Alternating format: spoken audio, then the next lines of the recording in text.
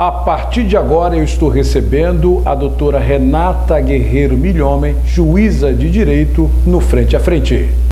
Frente a Frente, os assuntos de interesse da sociedade, entrevistas com personalidades, empresários, políticos e gente que faz. Aconteceu, é fato. A entrevista em destaque. Agora no Frente a Frente com Sérgio França. Pronto, eu estou nesse momento recebendo a juíza de direito, a doutora Renata Guerreiro Milhomem. Doutora, bom dia, seja bem-vindo ao Frente a Frente. Bom dia a você, bom dia a todos que nos assistem. Doutora, eu fico imaginando, a gente percebe que o judiciário, no geral, a gente sabe que está muito abarrotado de tarefas, de processos. Então, muitos juízes levam os processos para casa para julgar, para adiantar o lado de quem precisa procura justiça. Aí lá a senhora tem o seu marido como mulher, tem seu filho. Como é que a senhora consegue? A senhora também é professora. Como é que a senhora consegue encontrar tempo para se ajustar com todos ao mesmo tempo em casa e também no trabalho? Eu creio que essa seja uma dificuldade enfrentada pelas mulheres em geral. No último estudo sobre gênero, publicado pelo IBGE, por exemplo, ele aponta que as mulheres gastam aproximadamente o dobro de tempo com os afazeres domésticos, comparativamente aos homens. Elas também possuem rendimentos inferiores, né, aos homens, embora possuam uma escolaridade até superior, sim, na faixa etária de 25 anos a mais. Então, esse enfrentamento, ele faz parte do cotidiano da mulher, essa conciliação das atividades. E o que nos move, a mim, a todas, eu acredito, seja o desejo, a coragem de vencer esses obstáculos, né, de deixarmos a nossa contribuição profissional na construção de um mundo melhor, sem, obviamente, descuidar da nossa realização enquanto pessoa, enquanto mulher e especialmente enquanto mãe. Doutora Renata Guerreiro Milhomem, qual a maior dificuldade que a senhora encontrou em sua carreira? Certamente o distanciamento da família, porque quando nós fomos aprovadas no concurso para juiz, assumimos na condição de juízes substitutos. Não somos titulares de comarca, então nós trabalhamos substituindo colegas em suas férias, afastamentos de saúde por algum período de tempo, e não há um local específico em que nós vamos ficar, né, com a certeza de tempo, de durabilidade. Então nós temos uma grande mobilidade no início da carreira, passamos por diversas cidades. E nesse contexto é muito difícil que nós consigamos nos fazer acompanhar pelos familiares, até porque a logística seria mais complexa. Então ficamos muito tempo sozinhos, né? Sem a nossa família, sem os nossos entes mais queridos. Mas graças a Deus é essa garra que a senhora tem e que ajuda muito o Brasil, né? Os juízes, o que ela fala para você que está em casa, são juízes de comarcas, eles saem substituindo. Hoje ela está aqui em Marabá, amanhã pode estar em Altamira, amanhã pode estar em Mãe do Rio. Roda o estado do Pará inteiro, não é fácil e realmente a senhora tem a nossa admiração. Muito obrigada. Doutora, deixa eu lhe perguntar sobre audiência de custódia. O que é analisado numa audiência de custódia? A audiência de custódia, ela é reconhecida pelo Supremo Tribunal Federal como um direito público subjetivo da pessoa presa. É o direito que toda pessoa presa tem de ser apresentado no prazo de 24 horas perante um juiz, a fim de que ele analise a legalidade do auto de prisão em flagrante e também a forma como se deu essa prisão, especialmente se aquela pessoa presa foi vítima de alguma tortura, algum maus tratos ou algum tipo de agressão. Ela se foi reconhecida já desde o Pacto de São José da Costa Rica, que foi internalizado no Brasil, E posteriormente, no âmbito da DPF 347, que foi aquela ação que tratou sobre as condições precárias das unidades prisionais no Brasil, o Supremo reconheceu a necessidade de implantação da audiência de custódia e o Conselho Nacional de Justiça regulamentou por meio da Resolução 213 no ano de 2015. Atualmente, depois do pacote anticrime, 2019, ela passou também a fazer parte do Código de Processo Penal brasileiro no seu artigo 310. Então, basicamente, você analisa o auto, verifica se o flagrante foi legal ou ilegal e, além dessa análise, você oportuniza a pessoa presa que ela relate livremente perante uma autoridade judiciária imparcial, né, se ela foi de alguma maneira violada nos seus direitos fundamentais. Doutora Renata Guerreiro Milhomem, na análise das provas para o livre consentimento, convencimento do juízo, existe alguma delas assim que tem o maior peso? Não. No sistema legal brasileiro, vigora o sistema do livre convencimento motivado. Ou seja, não há nenhuma prova que possui uma hierarquia superior perante as demais. O juízo deve analisar o conjunto probatório e, a partir dos elementos daquele caso concreto, estabelecer uma argumentação racional que sustente a conclusão que ele chega no julgamento. Agora, o direito criminal é a matéria que a senhora tem maior afinidade, né, doutora?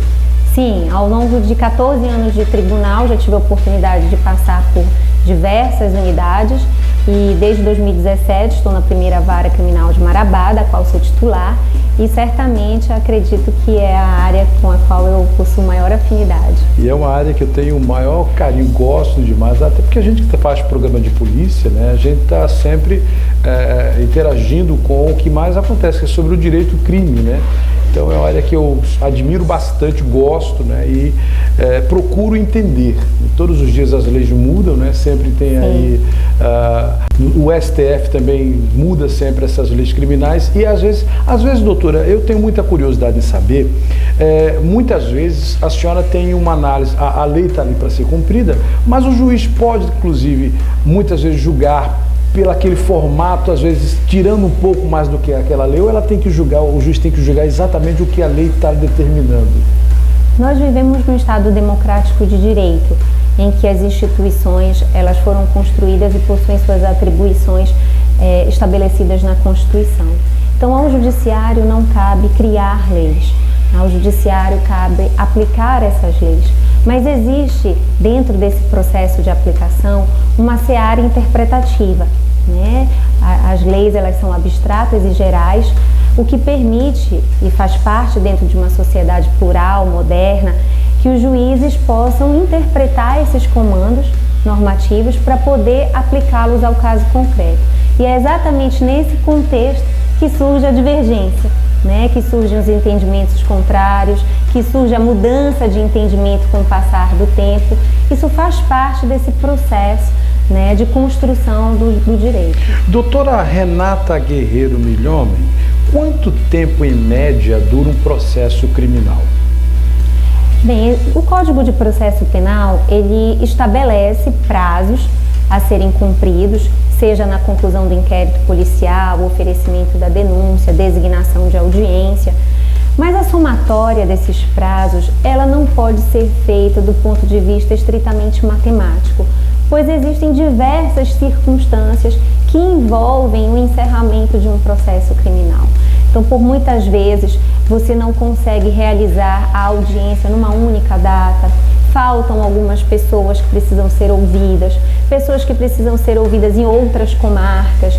Então, existe uma série de intercorrências que vão acontecendo no curso do processo criminal e que delongam, por vezes, o seu encerramento, embora seja sempre uma perseguição do juízo, o atendimento da razoável duração do processo, que é um direito da pessoa acusada. Então essa é uma busca incessante, mas não é possível que você faça apenas uma somatória matemática daqueles prazos do Código de Processo Penal, sob pena de inviabilizar a atividade jurisdicional, que, como você mesmo disse hoje, né, cada vez mais se avoluma, o número de processos cresce, então a atividade judicante ela é cada vez mais exaustiva. E sem contar, né, doutora, quando naquele processo existe uma dúvida por parte do juízo, né, o juiz entende que aquela situação ali, aquele instrumento comprobatório não quer dizer muita coisa, ele tem alguma dúvida, ele pede novas provas, isso pode acontecer, né, doutora? O juiz, ele tem uma figura imparcial. O juiz, ele, dentro de um processo penal democrático, de um processo penal em que o dever das partes está estabelecido constitucionalmente, ao juiz não cabe produzir provas.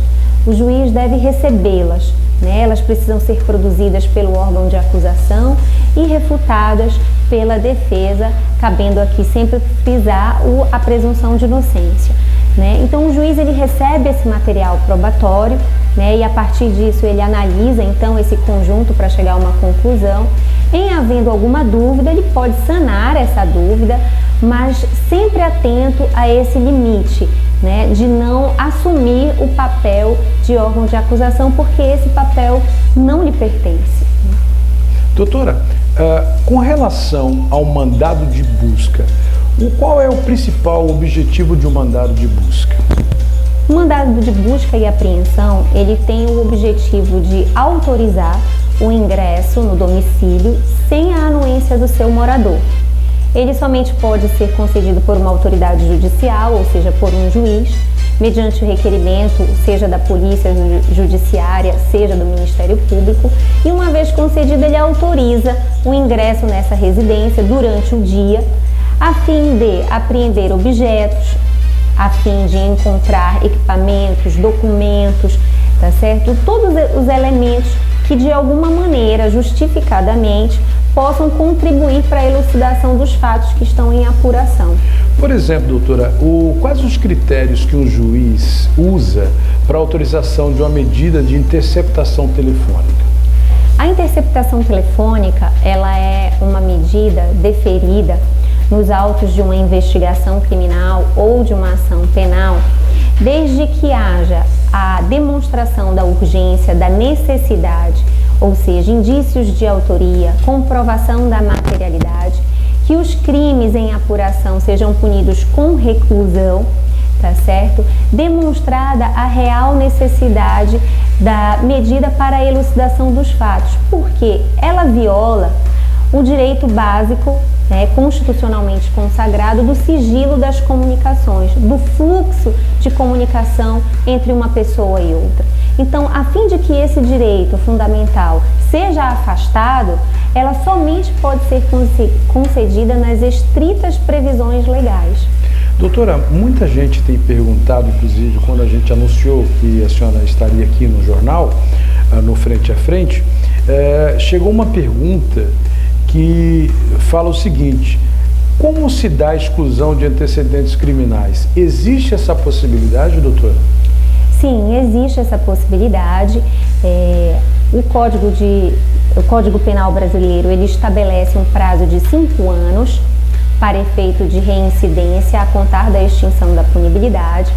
E depois desse prazo de 5 anos, o Superior Tribunal de Justiça, que é um tribunal a quem compete uniformizar a interpretação da legislação infraconstitucional, ele possui um entendimento recente de 2021 de que é possível ainda utilizar essa condenação por mais 5 anos, ou seja, entre a data da extinção da punibilidade contar-se-ia 10 anos, sendo que 5 deles você poderia utilizar para reincidência. Passado esses 5 anos, mais 5 anos, você poderia utilizar essa condenação a título de maus antecedentes. E então, ultrapassado esse prazo de 10 anos, esse registro criminal, ele deveria simplesmente ser excluído da certidão de antecedentes, primeiro em atenção ao direito penal do fato. Você não pode perpetuar a condenação de alguém por um prazo indeterminado, né? E também em atenção ao direito ao esquecimento, né? As pessoas, ainda que condenadas, ainda que tenham cometido algum ilícito, elas precisam reconstruir a sua vida do ponto de vista pessoal, familiar, profissional. Doutora, eu fiquei muito feliz em receber a senhora hoje, agradecido demais ao nosso telespectador também. Nós estamos para 5 estados, além da cidade também de Marabá, e eu gostaria de agradecer a senhora, doutora Renata Guerreiro Milhomem, por esta gentileza de ter vindo ao nosso jornal, explicar todos esses fatores, dúvidas, né? E que a senhora venha outras vezes também, viu, doutora? Muito obrigada, eu agradeço imensamente o convite e espero ter colaborado com as explicações que me foram apresentadas. Muito, ajudou muito, doutora.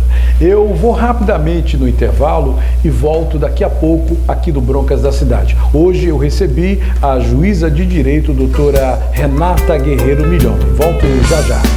Você sempre bem informado. Você está no Broncas da Cidade.